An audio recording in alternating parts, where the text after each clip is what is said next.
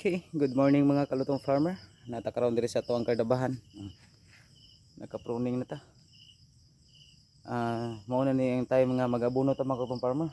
Kay nang gawas na ang root hair, mga puti nga mga gamot. Tahan mga kalutong farmer ha. Kabalo ang sa root hair.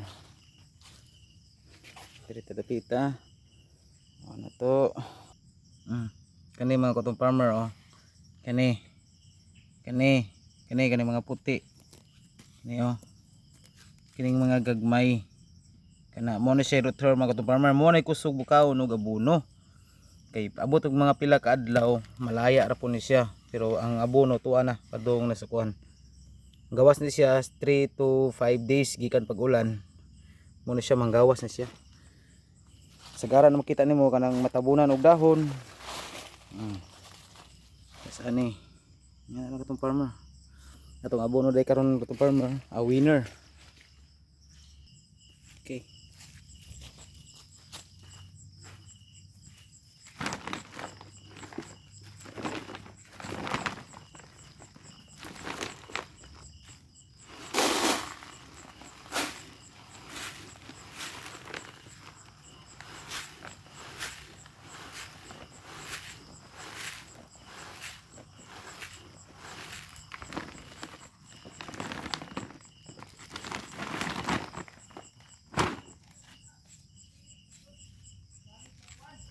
Mao ni sa mga farmer oh, winner.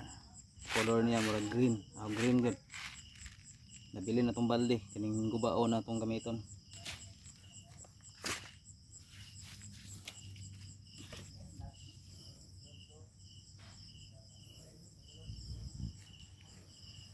Tirada pag abono. Nga na lang mga tong farmer oh. Way sukod-sukod, ubat yung sukod pa kanilang. Ita lang diri oh. Ana lang, isa lang ka roller ang tang sa saha.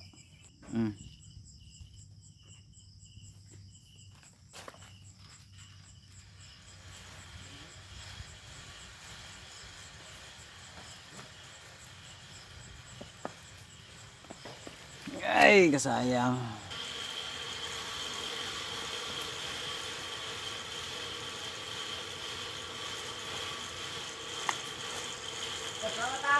Ah. Asa ko ba? Kalto. Wala ulit.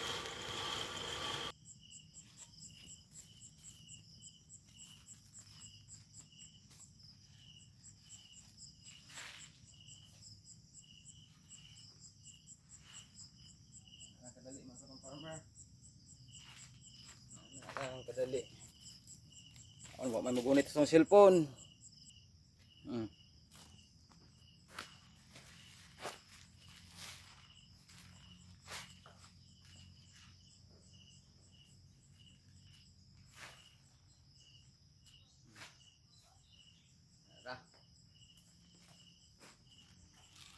Hindi na ito makuantanan. Yan mga katong farmer oh. Tapos na tayong lagay ng abono. Oh. Winner po pang maintenance. Kasi mahal-mahal nito. Mabot na ng 2.5 dito sa amin. Yan. Kasi umuulan na kaya nagabuno tayo ng winner.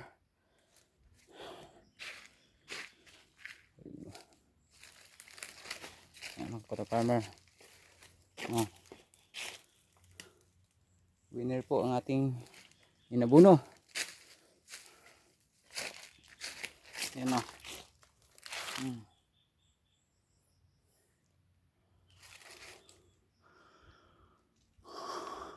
Yan ang bunga. Tataba na ng saging natin. Kahit mataas yung init, ilang buwan.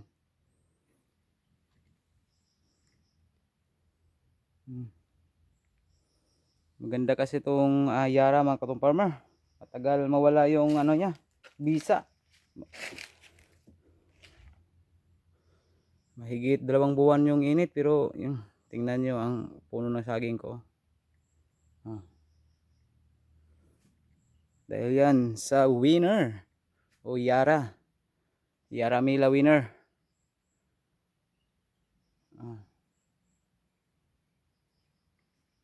Thank you mga katong farmer.